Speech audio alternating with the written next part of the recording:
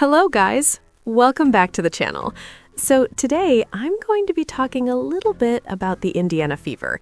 And, well, yeah, duh, that's kind of what I do on this channel. But let me talk about the Indiana Fever in a way that not a lot of people have been talking about. Because I think a lot of people keep going back to the same obvious talking point. It's always like, look, if Aliyah Boston goes down, the team's screwed. And it's like, yeah, obviously, duh. The team is screwed if Aliyah Boston goes down. That's not some groundbreaking take. That's not some hidden insight. That's just common sense. But here's the thing.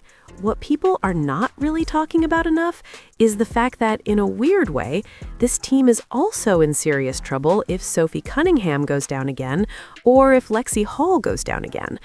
Because right now, if you actually look at this roster, this team has a grand total of 2 real off-the-ball wings. 2. That's it. And that's where the problem starts. Because what they did in the offseason, it honestly feels like they overcorrected.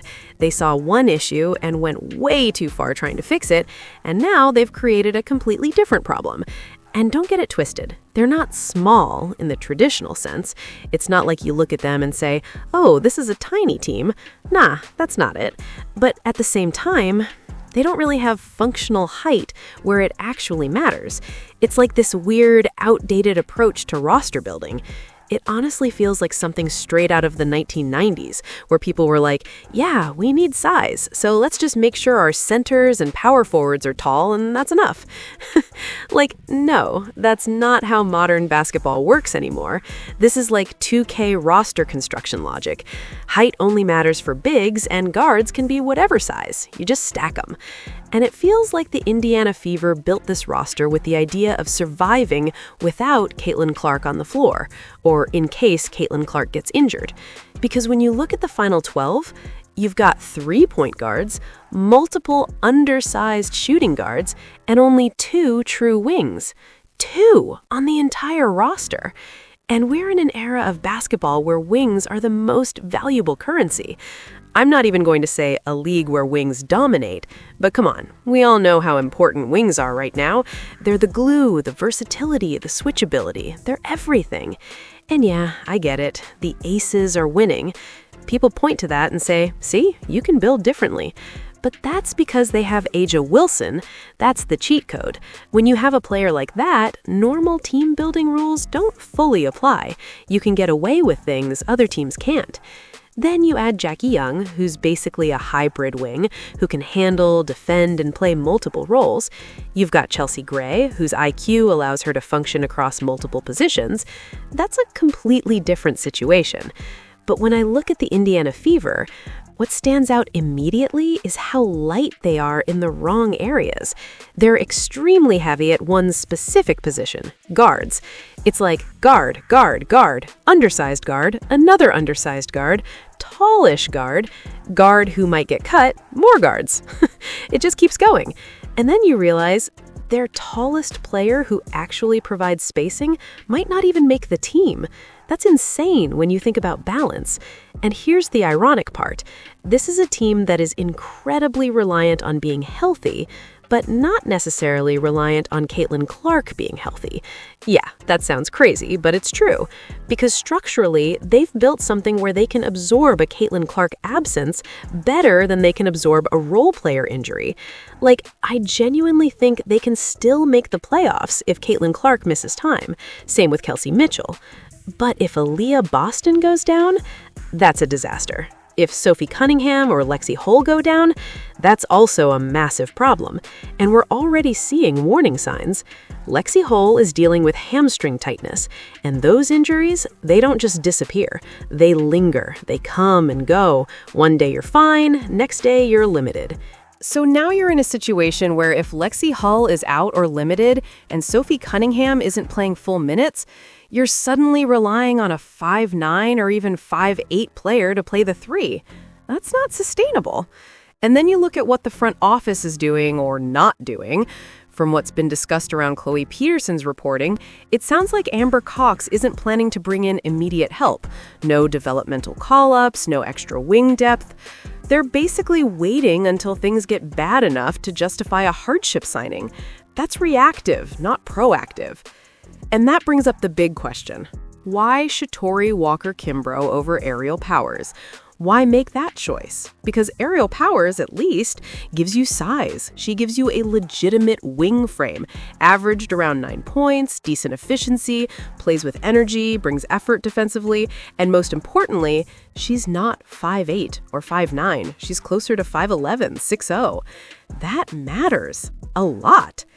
And this isn't even about hating on Shatori Walker-Kimbrough. She belongs in the league. She's solid. But fit matters. Construction matters. And in this specific roster, it just doesn't make sense. If you swap Shatori Walker-Kimbrough for Aerial Powers, suddenly things feel a lot more stable. Not perfect, but manageable. Same idea with Justine Pissot. Even if you're not fully committed to her, at least she represents a different archetype, a wing body, a size option, something different. Because right now, the margin for error is razor thin. Lexie Hull is already dealing with injury concerns. Sophie Cunningham is coming off injury. One of them is probably going to be asked to play heavy minutes, maybe close to 30 a night. That's risky as hell. And yeah, if everything goes right, if everyone stays healthy, this team is good, really good. You can talk yourself into them having a puncher's chance at a title. The talent is there. But the problem is, they need everything to go right. And that's not how seasons work. Because when you build a roster where even a role player injury can derail you, that's a flaw. That's the issue. They're actually equipped to handle a star guard injury better than a wing injury. That's backwards. And it comes down to this. Sophie Cunningham and Lexie Hull are being treated like forwards, but they're really guard depth. They can slide down, sure, but that's not the same as having true forwards. There is no real forward depth. And even in the draft, they didn't fully address it. Yeah, you could point to Justine Pissot.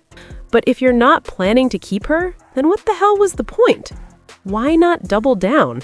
Bring in more wing options. Why not explore players like Jasmine Jones? Why not prioritize that archetype instead of stacking more guards? Because that's what this roster is. Guard depth. Just guard depth everywhere. Even when you look at the bigs, it's not terrible.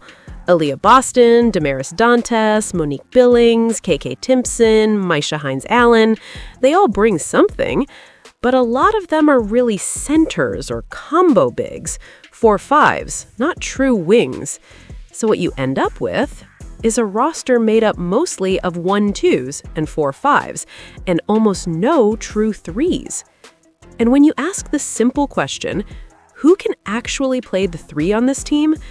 The answer is basically Sophie Cunningham and Lexie Hull. That's it.